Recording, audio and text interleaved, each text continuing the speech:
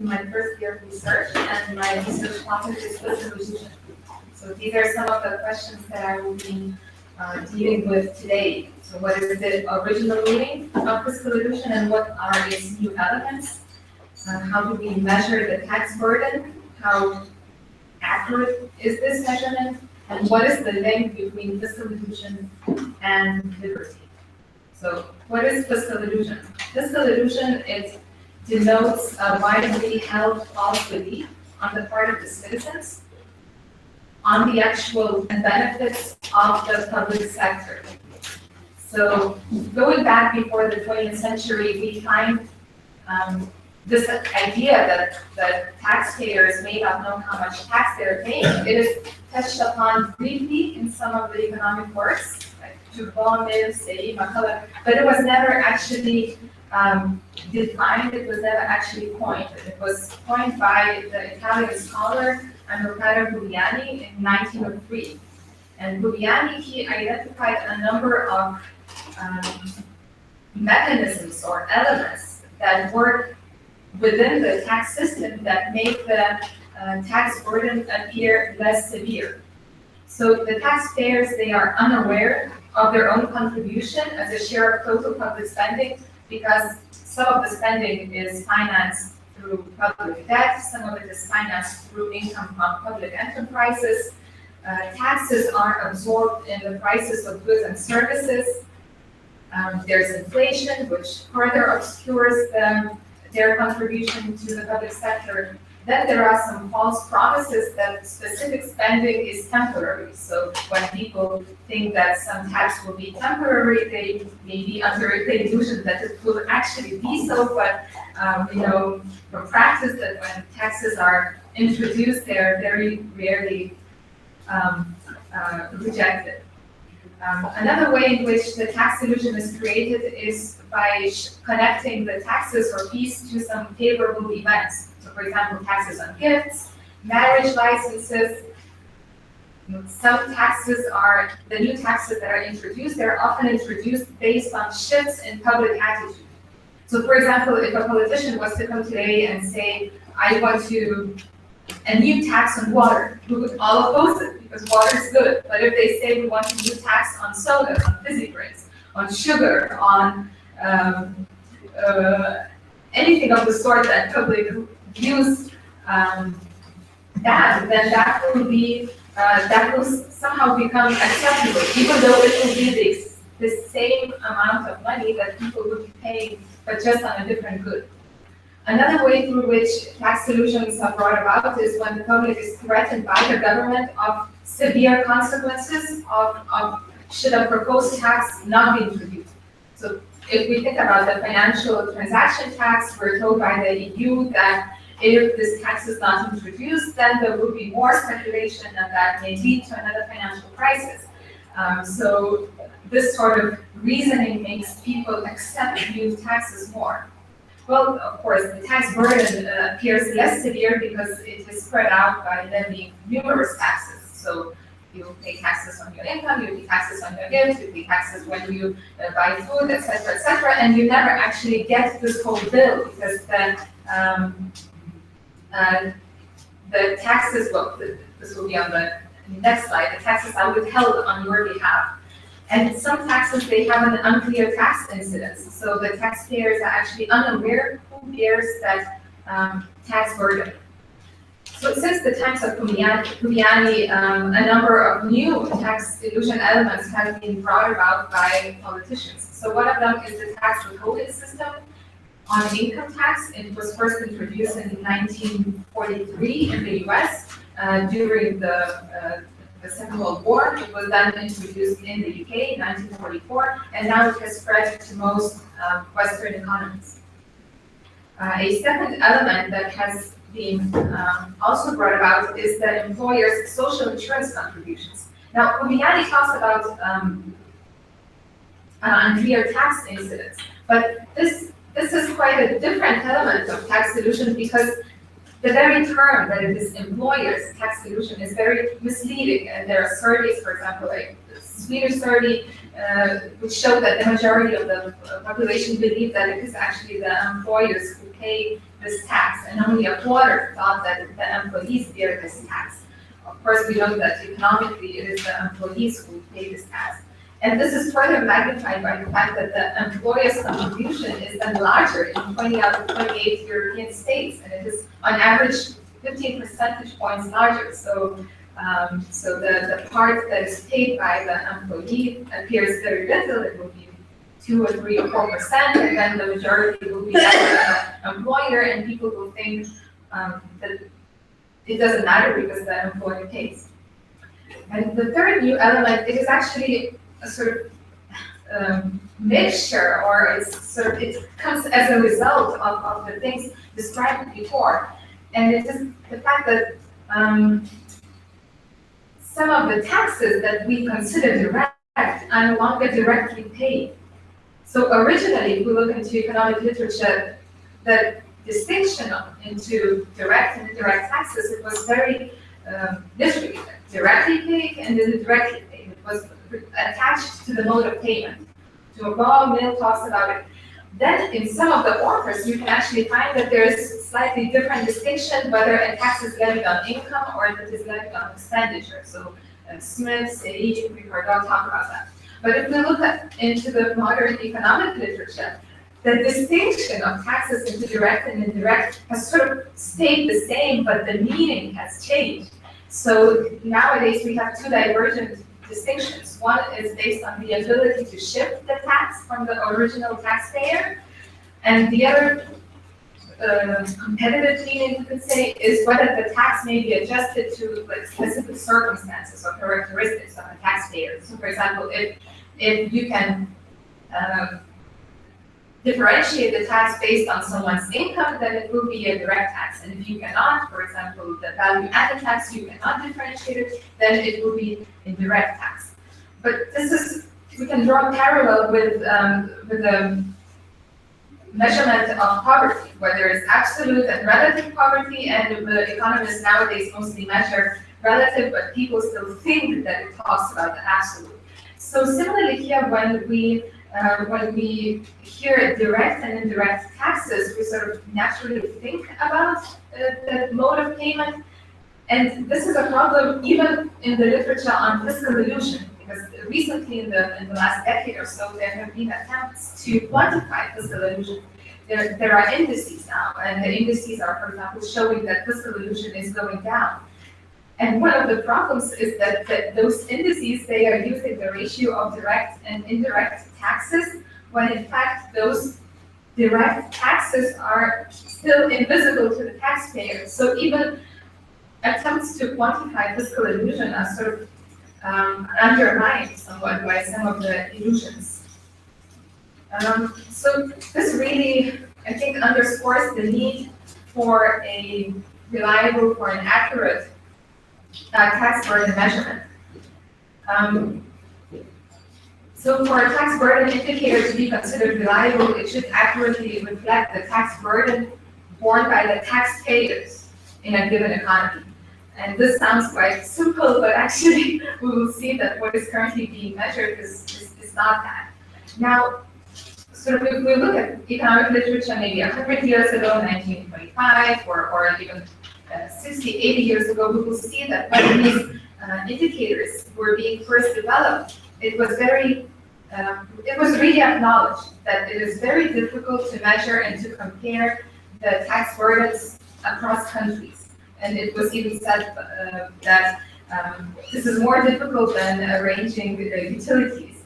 But the thing is, once that indicator was developed, its disadvantages have sort of become neglected, and we all use this indicator, which is the ratio of tax revenues to GDP. It is used by, as it is the go-to indicator in most economic organizations and all the statistics books, by policymakers, but we use that indicator without really going into some of the issues. So I will now turn to those issues, which I divided into technical, conceptual, and fundamental. So first of all, there are two technical issues.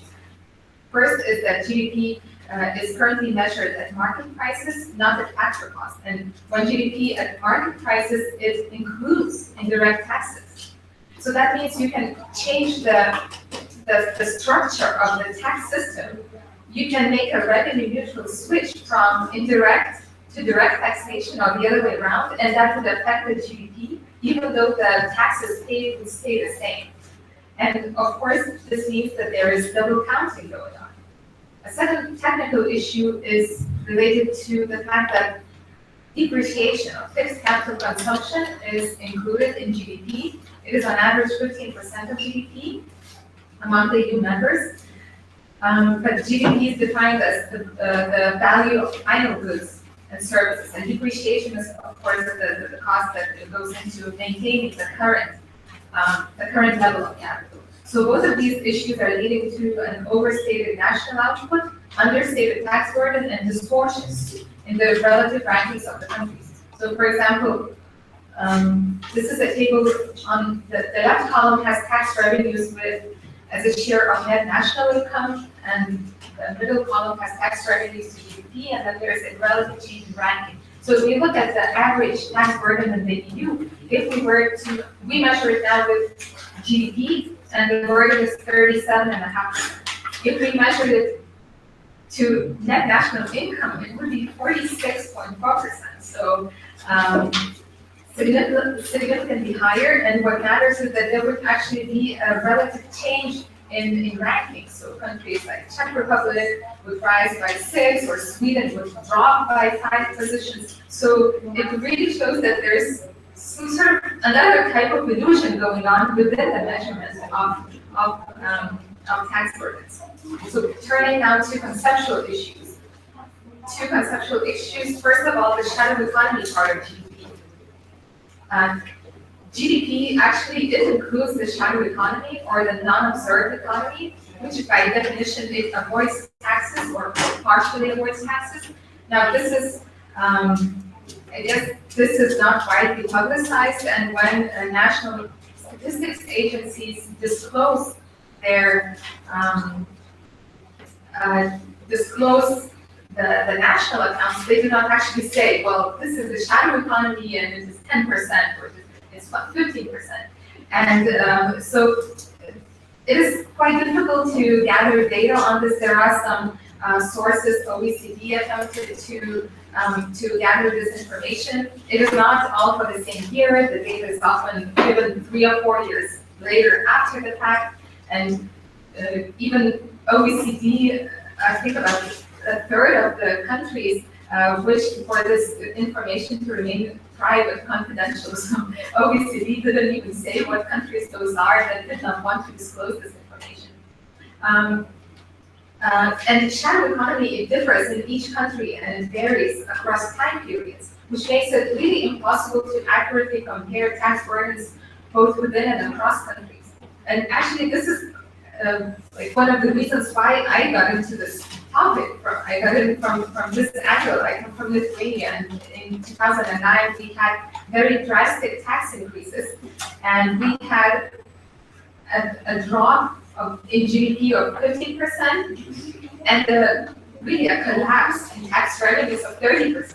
And when we looked at the tax burden indicator, it showed that the tax burden is decreasing, even though everyone knew we had an increase in VAT, increase in most of the taxes. So the tax burden indicator really was showing completely different things to what was actually going on. So if using, I made some calculations using the available information, and you can really see, for example, so in the countries that have the highest shadow economy, the actual tax burden on the taxpayers becomes much higher. So in the case of Italy, Italy is here in the first spot of those countries. The tax burden ratio rises from 43% to 52%. Now, really, that is quite a significant increase, and once again, we're seeing some of the other illusions going on, and once again, the relative rankings of the countries are really also changing. Another conceptual issue is the inclusion of the public sector. So also, like shadow economy, the public sector is also not really paying taxes. It is being financed through taxes. And prior to 1940s, actually the government was viewed as an intermediary. And government was treated as a reduction in private consumption and investment. And there were actually cases in 1940, 1941, where the US administration dismissed proposals to raise public spending because it would negatively affect economic growth. So, but then this conceptual view was challenged by Keynes. Keynes wanted to prove that states had enough resources to fight the war. He published a booklet called How to Pay for the War, and he eventually was very active and he convinced other economists willing to raise public spending. And then by 1948, this sort of became the norm to include the government in GDP. And unfortunately, this framework, it allows countries to sort of raise national income, to actually raise economic growth by public spending.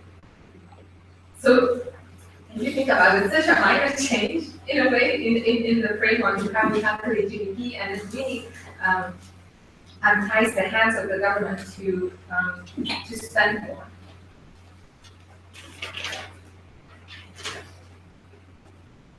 Okay. Turning to the fundamental issues, if we look in the literature and the statistics books that talk about that analyze tax burdens, we see that the terms tax burden and tax collection, they're often used interchangeably as synonyms. But the thing is, they are not identical. And here you have the latter curve, which can be used to show how the same level of revenues may have divergently different levels of the tax burden.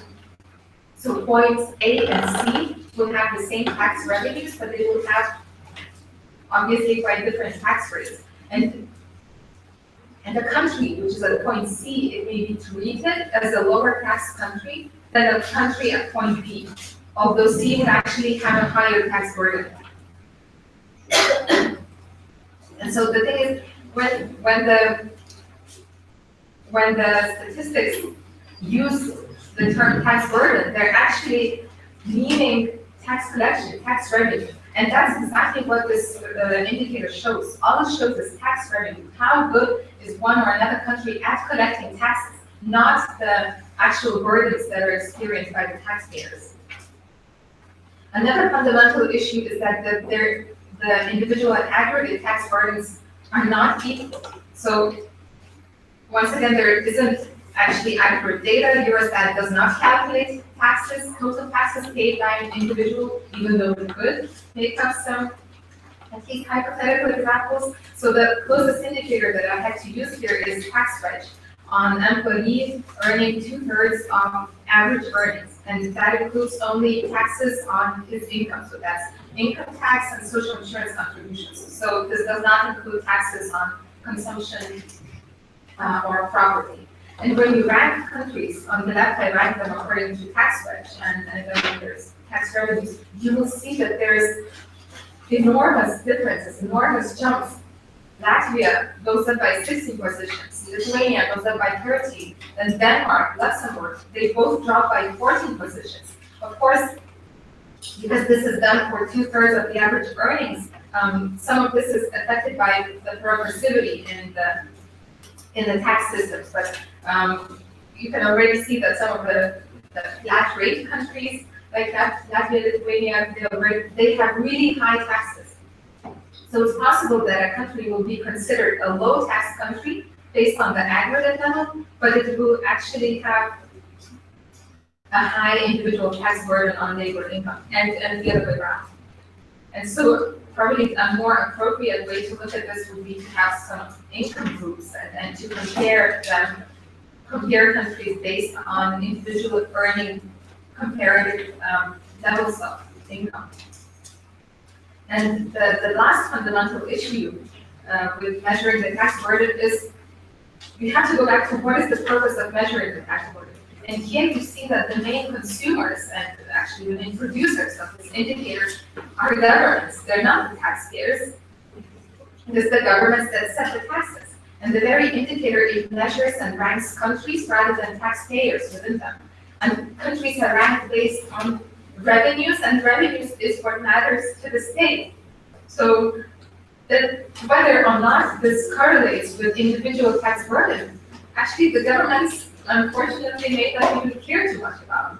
And so there have been two possible solutions, and one was the tax freedom date, but because it is not calculated on an individual level, it is calculated on an aggregate level, and then converted into days. So it still has all the same technical conceptual issues. It's still subject to the shadow economy problem, subject to the net national income, etc. Another thing that has recently been brought about is the Molinari Institute's the tax burden of the typical worker in the EU, which calculates the tax burden on typical individuals, but of course, because it is typical, it has to make some assumptions. For example, that 35% of an employee's income is spent on rent, and unfortunately, that will not always be relevant to each country and to each taxpayer. So, of course, when we think about taxes and liberty, we understand that there is this very direct way in which taxes affect liberty, that they limit the scope of resources that individuals are able to allocate themselves. But the very way in which taxes are paid, it also has implications to liberty. And Toulon said that indirect taxation attacks liberty in 1,000 different ways. And here I look at 5 of them. So first of all, there's the taxpayers' alienation.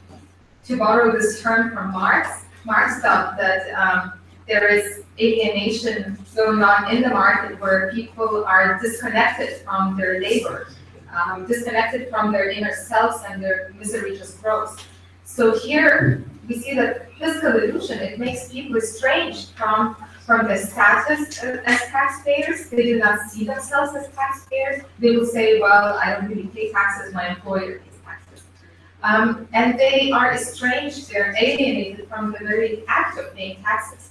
And this has numerous aspects, but rather than consciously supporting the causes they believe in and the services they need, they become locked into this unconscious financing, which they feel then powerless to influence because they do not see how much they are paying and how they could influence this. And the taxpayers, they then become the means to fill up the state coffers rather than the ends whose free and conscious choice should be all about. A second way is the citizens' ignorance of their own contribution to spending.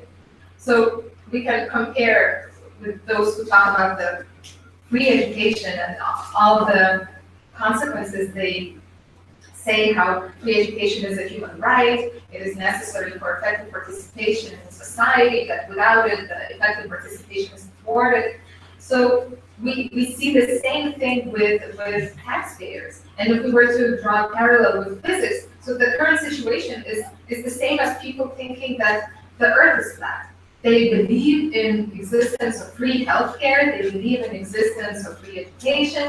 They then, because they think it's free, they demand too much of it, and then they assume that someone else pays or should pay for that.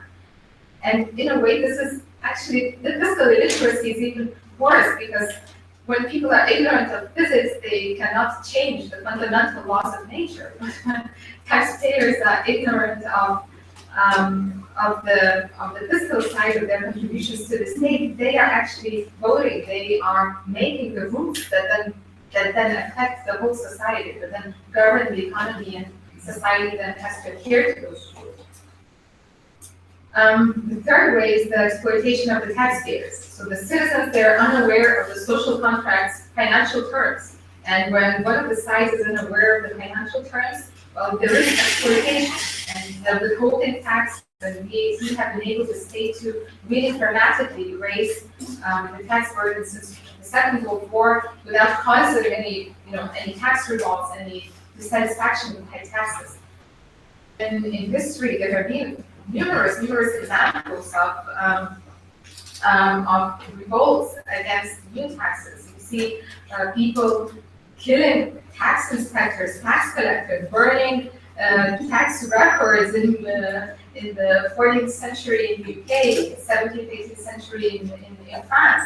But here we are not even a squeak. Well, the fourth consequence is the lower likelihood of tax cuts. So tax cuts are difficult to achieve as it is.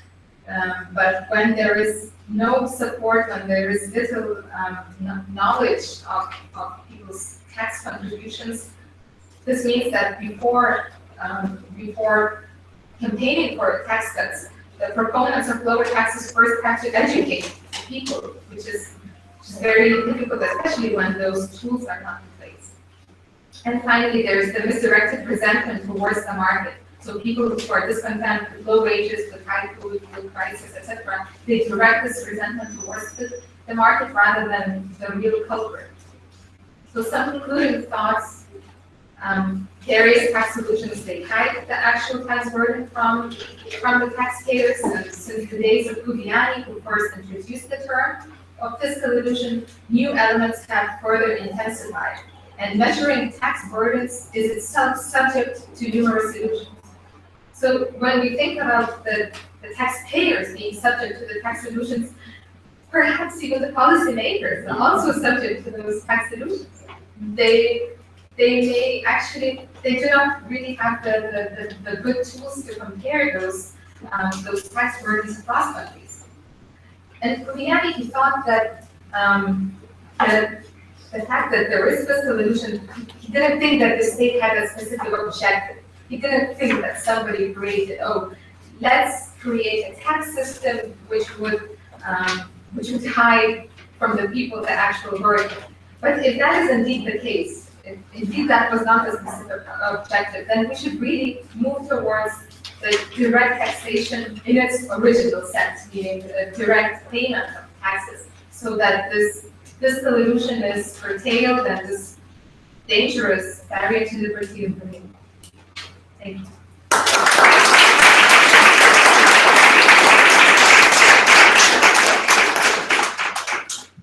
Thank you very much, Kaetana.